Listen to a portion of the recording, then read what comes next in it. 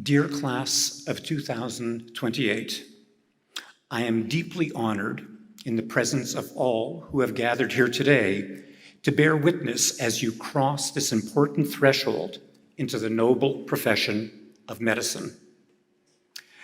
There are certain inflection points in life, moments that mark a permanent shift, moments that forever alter our course and divide life into before and after.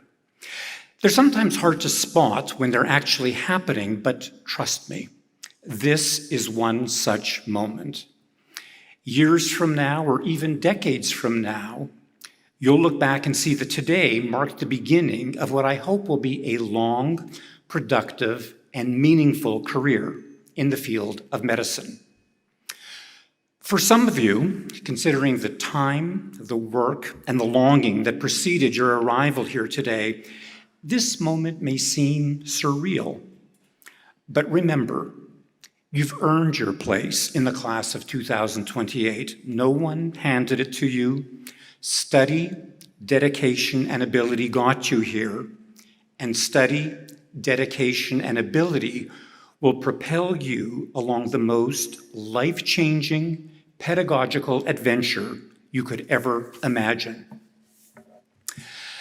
But before I describe that journey, let me say that the quality of education you will receive at the University of Manitoba is second to none. The dean did not ask me to say this. It has been my good fortune to lecture and teach in places whose names are steeped in history, tradition, and drip with status, places like Harvard, Yale, Cornell, Stanford, the University of Oxford, King's College, Cambridge, and the list covers hundreds of others across the entire globe. I can tell you, having seen it firsthand, the quality of students and the quality of instructors here at home take a backseat to none of them, which means receiving your MD at the Max Rady College of Medicine will set you up for whatever you want to do in any capacity, here at home or anywhere on earth. Right, Dean Nickerson? Yes. Good. As for the journey itself, because of its sheer complexity, you will be guided along what at times will feel like multiple parallel pathways. Cardiology, nephrology, neurology, rheumatology, respirology, endocrinology, immunology, hepatology, gastroenterology, ophthalmology, otolaryngology, and various other ologies that are sure to keep you busy and fully engaged over the next 4 years. Well, this siloing of the human body is necessary to help you wrap your mind around its various complexities. There is a danger, and that is losing sight of the whole person. In my own writings, I describe this as the problem of patienthood eclipsing personhood. I recall a mid-career nurse telling me that she felt burnt out. After so many years, she said, patients have begun to feel like kidneys on legs. She knew this wasn't good for her, nor her patients or their families, because it meant she no longer saw them as whole persons. Our research shows that when this happens, it can diminish trust, empathy, compassion, and respect. Patients who don't feel seen are less likely to trust us or to tell us what they really need, increasing the chances of discordance in goals of care. Our studies show when healthcare providers experience patients based solely on their illness, without consideration for who these patients are as persons, they become less satisfied with their job, more robotic in their work, and more vulnerable to burnout. Another interesting thing we found was that how patients perceive themselves to be seen is the strongest predictor of sense of dignity. In other words, Patients are looking for a reflection in the eye of the healthcare provider that will affirm their sense of themselves. If all they see in this metaphorical reflection is a problem checklist or a differential diagnosis, they end up feeling that the essence of who they are as a person has fallen off our radar. This idea of personhood being under assault or threatened or starting to disintegrate has long been considered central to the experience of human suffering. So, we must ask patients what they would want known about them as persons to provide them the best care possible. Take it from me, the responses you will get to that question will permanently change the way you see your patients. A former head of a department of medicine told me, while being treated for cancer, that he felt like a PIP, P-I-P, previously important person. When I asked an Aboriginal woman with advanced cancer on our ward what I should know about her as a person, she told me she was a residential school survivor, that her family had moved 82 times so no one would know them, and that she didn't trust healthcare professionals who wore white coats. Without knowing something so central about who people are and the nature of their suffering, a commitment to person-centered care is little more than lip service. What all of this means is the way we are with patients and our attitude towards them will profoundly shape every single clinical encounter and their illness experience. This means that you need to be mindful of your outlook, and more specifically, what shapes it. We all intuitively use ourselves as a gauge for what patients want or need, the so-called golden rule, doing unto others as we'd want done unto ourselves. This is an important moral adage appearing in various religious traditions across millennia. But we need to be aware that the lens through which we see our patients has been shaped in ways we may not be entirely aware of. About 5 years before she died, my sister Ellen was back in hospital, this time in intensive care. Ellen was born with cerebral palsy and had many of the physical challenges that go along with that condition, including poor respiratory capacity because of various complex anatomical distortions. She couldn't blow out her birthday candles, which by the end of her life numbered 55, if her life depended on it. But this admission to ICU was unlike any other because she was now on the brink of respiratory collapse, and the question of intubation was on the table. I remember her intensivist pacing the unit as he contemplated whether she would need a breathing tube inserted. At one point, he came over to me and asked the only question he was going to ask about personhood. Does she read magazines? It struck me as an odd question, and it took me a minute or so to sink in. His unspoken question was, is this the kind of person we should be intubating? He could see her bent spine, he could see her spastic limbs, he could see her dropping blood gases. What he couldn't see was Ellen and the rich, full, complex life she lived. Realizing her life hung in the balance, I took a deep breath and said, yes, she can read magazines, but only when she's in between novels.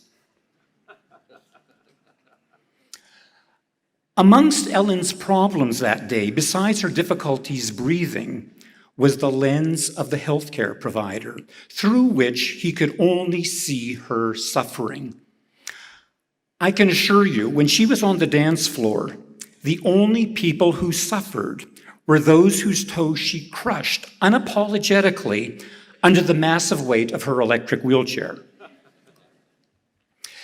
The take-home lesson is the golden rule must accommodate what I have coined the platinum rule, which would have us doing unto others as they would want done unto themselves.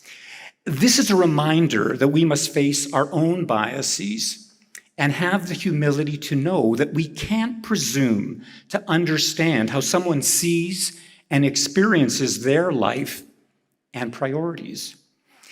Now, I mentioned earlier that you might be finding this ceremony rather surreal. I forgot to say that those feelings apply to me as well.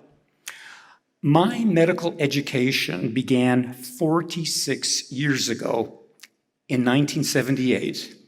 Yes, Trudeau was still Prime Minister. And yes, my daughter warned me that the younger members of the audience might not get that particular humor. Well, I hear myself saying these words aloud. It seems inconceivable that nearly half a century has slipped by. Trust me, while the days may seem to move slowly, and you find yourself thinking that some clinical rotations will never end, the years go by in a flash. After my first 10 years in practice, I felt I could claim professional credibility. 20 years in, I'd become what you might describe as a seasoned clinician. After 3 decades, people started to use words like senior scientist, distinguished professor, and pioneer. While I know those were always spoken in kindness, it did imply I was moving ever so gently but steadily towards my best before date. And now, closing in on 5 decades, has me thinking that destiny may see me become a fading faculty fossil. But so far, those who sign my contract have seen fit to keep me around. So let me close with some advice flavored with my fossil-like perspective. 1, the past is irretrievable, and tomorrow is uncertain and unknowable. The only thing you can absolutely know is the here and now. So be present in your life. Take in today, and each subsequent today you are fortunate enough to be given. Take in the privilege of learning and evolving, of love and relationships and experiences, and take time to express gratitude to those who hold you up and make you covet more tomorrows.